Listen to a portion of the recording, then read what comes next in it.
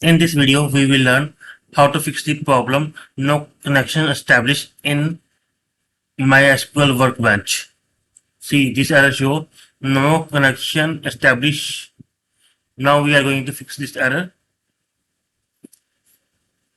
Go to search, type services.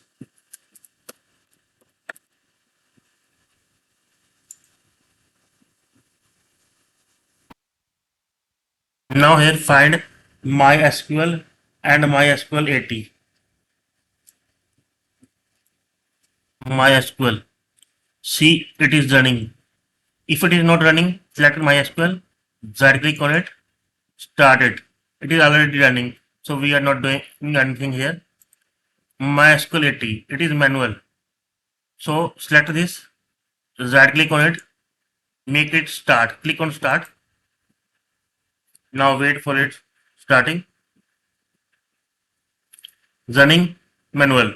Now running has been come here. Now close this services. Close MySQL Workbench. Refresh your computer. Again open MySQL Workbench.